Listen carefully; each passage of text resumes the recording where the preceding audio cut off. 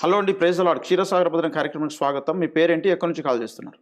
Praise lord అండి. నా పేరు మోహన్ అండి, అనకాపల్లి నుంచి కాల్ చేస్తున్నాను. ఓకే మోహన్ గారు, మీ ప్రశ్న ఏంటి ఆఫీసర్తో పంచుకోండి. అయ్యగారు వందనాలు. అయ్యగారు వందనాలు మోహన్ గారు, చెప్పండి.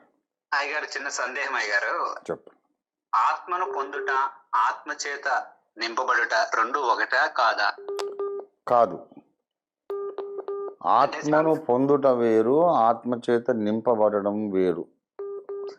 ఎక్స్ప్లెయిన్ చేస్తాను, వినండి.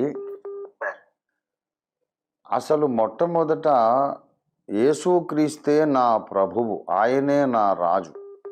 నా బ్రతుక్కైనా, ఈ లోకానికైనా, విశ్వానికైనా యేసుక్రీస్తే ప్రభువు అనే అవగాహన రావడానికి, ఆ మాట నోటితో చెప్పడానికి, యేసే నా ప్రభువు, ఈ లోకానికి విశ్వానికి ఆయన ప్రభు అనే మాట నోటితో పలకాలంటే పరిశుద్ధాత్మ లోపల లేకుండా ఎవడూ ఆ మాట పలకలేడు, చెప్పలేడు అని 1 కొరింథీ పత్రిక 12వ అధ్యాయంలో పౌలు భక్తుడు చెప్తాడు. మీ దగ్గర బైబిల్ ఉంటే తీసి చూడండి.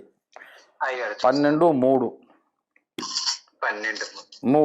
1 కొరింథీ 12:3. ఇందుచేత దేవుని ఆత్మ వలన మాట్లాడువాడెవడును యేసు శాపగ్రస్తుడని చెప్పడు అనియు, పరిశుద్ధాత్మ వలన తప్ప ఎవడును యేసు ప్రభువని చెప్పలేడనియు నేను మీకు తెలియజేయుచున్నాను.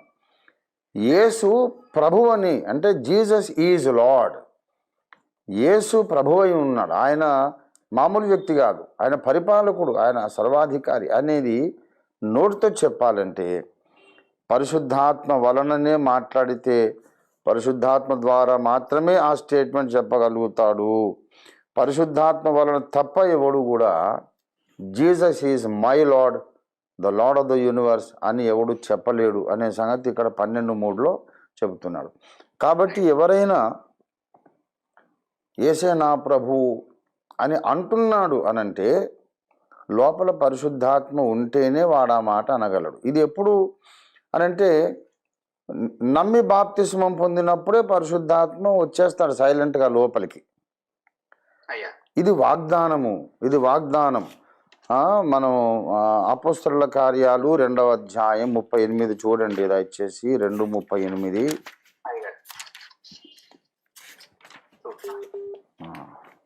మీరు తీస్తే చదవండి.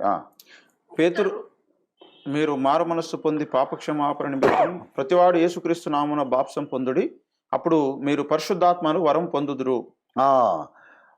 మీరు మారు మనస్సు పొంది యేసుక్రీస్తు నామమున బాప్తిస్మం పొందుడి, అప్పుడు మీరు పరిశుద్ధాత్మ వరం పొందుడి అని లేదు, పొందుదురు అనే వాగ్దానం ఉన్నది. ఆ రెండు మీరు చెయ్యుడి. మారు మనసు పొందుడి ఆజ్ఞ, బాప్తిస్మం పొందుడి ఆజ్ఞ. ఈ రెండు మీరు చేస్తే పరిశుద్ధాత్మ వరం పొందుతారు, అది వాగ్దానం. కనుక పరిశుద్ధాత్మ అనువరం అన్నాడు. పరిశుద్ధాత్మ ఇచ్చే వరాలు కాదు, పరిశుద్ధాత్మే ఒక వరం. పరిశుద్ధాత్మను దేవుడు ఫ్రీగా ఇచ్చేస్తాడు మీరు నమ్మి బాప్తిస్మం పొందితే. అందుచేతనే నమ్మి బాప్తిస్మం పొందినాక యేసయ్య నా మీద అధికారి, నా ప్రభువు, ఆయనకు లోబడి బ్రతకాలనే ఆ సెన్స్ మీకు వచ్చేస్తుంది, ఆ ఫీలింగ్. అయితే నమ్మి బాప్తిస్మం పొందిన వాళ్ళ లోపల మళ్ళీ కొన్ని శరీర కార్యాలు ఉండడం ఏంటి, కొన్ని అసూయ, ద్వేషము, అవిధేయత, మూర్ఖత్వము, ఇవన్నీ ఉండడం ఏంటి మరి? అలా ఎందుకు ఉంటుందంటే ఆత్మ పూర్ణులు అనేది వేరు. ఆత్మ పూర్ణులు అంటే అర్థం ఏంటంటే ఇంకా వేరే దేనికి కూడా చోటు లేనంతగా పరిశుద్ధాత్మతో నింపబడడం. దీనికి ఒక చక్కని ఉదాహరణ మరి బ్రదర్ భక్త సింగ్ గారు చెప్పారు. ఏదైనా పెద్దలు నేర్పించిన విషయం ఉంటే నేను ఎప్పుడు వాళ్ళ పేరు చెప్పుకుంటాను. నేను ఎప్పుడు నాకే ఇంత తెలివి వచ్చిందని నేను ఎప్పుడు కూడా చెప్పను. భక్త సింగ్ అయ్య గారు మరి పెద్దలు, వారు బ్రతుకుంటే వారి పాదాలు ఉత్తటానికి కూడా నేను సరిపోనని నేను నమ్ముతున్నాను. భక్త సింగ్ అయ్య గారు ఒక మంచి ఉదాహరణ చెప్పారు. అది ఏమిటంటే ఒక ఇంట్లో మీటింగ్ పెట్టుకున్నారట. అయితే ఎవ్రీ వెనస్డేనో థర్స్డేదో బైబిల్ స్టడీ ఒక విశ్వాసుల గృహంలో. అయితే ఒక ఫ్రెండ్ని పిలిచారు, రండి బ్రదర్ మా ఇంట్లో బైబిల్ స్టడీ ఉంది, ప్రేయర్ మీటింగ్ ఉందని రమ్మనంటే ఆ బ్రదర్ వెళ్ళలేకపోయారు. తర్వాత ఎక్కడో రోడ్ మీద కలిస్తే అడిగారు, మీ ఇంట్లో మీటింగ్ ఎలా జరిగింది బ్రదర్ అంటే, చాలా బాగా జరిగిందండి, ఇల్లంతా నిండిపోయిందండి, 10 మంది వచ్చారండి అని చెప్పాడు. ఇల్లు నిండిపోయింది, 10 మంది వచ్చారు అని అంటే, సరే చాలా సంతోషం అనుకున్నాడు. మళ్ళీ నెక్స్ట్ వీక్ అడిగాడు, ఎలా జరిగిందంటే, అద్భుతంగా జరిగింది, ఇల్లు నిండిపోయిందండి, 15 మంది వచ్చారు. మళ్ళీ ఇంకో వారం ఉండి ఎలా జరిగిందంటే, చాలా అద్భుతంగా జరిగిందండి, ఇల్లంతా నిండిపోయిందండి, 25 మంది వచ్చారన్న. మళ్ళీ ఇంకోసారి అడిగితే, అద్భుతంగా జరిగింది, మా ఇల్లు నిండిపోయిందండి, 50 మంది వచ్చారన్నాడు. అప్పుడు ఆ బ్రదర్ ఉండి, ఏంటండి మీ ఇల్లు ఏమన్నా రబ్బర్తో కట్టారా, సాగుతుందా ఏమి సంగతి, ఇటుకలతో కట్టారా రబ్బర్తో కట్టారా, ముందేమో 10 మంది వస్తే ఇల్లు నిండిపోయింది అన్నావు, 15 వస్తే నిండిపోయింది అన్నావు, తర్వాత 25 మంది వస్తే నిండిపోయింది అన్నావు, ఇప్పుడు 50 మంది వస్తే ఏంటండి మీ ఇల్లు ఎంత సాగుతుందా ఏంటి, ఎంతవరకు సాగుతుంది అని అడిగాడు. అసలు విషయం ఏంటంటే, జనాలు ఎక్కువ వస్తున్న కొద్దీ వీళ్ళు ఒక్కొక్క చైరు ఒక్కొక్క సోఫా తీసి బయట పెడుతున్నారు, సామాన్ ఖాళీ చేస్తున్నారు. అంటే ఒక నలుగురు ఎక్కువ వచ్చేసరికి ఒక సోఫా తీసి బయట పెట్టారు, ఇంకో నలుగురు ఎక్కువ వచ్చేసరికి ఒక మంచం తీసి బయట పెట్టారు, ఇంకో నలుగురు ఎక్కువ వచ్చేసరికి ఇంకా కొన్ని ఫర్నిచర్ తీసి బయట పెట్టారు. రాను రాను ఆ ఇంట్లో ఉన్నటువంటి 3 గదులలో ఉండే మంచాలు, సోఫా సెట్టు, ఫర్నిచరు అన్నీ తీసి బయట పెట్టేశారు.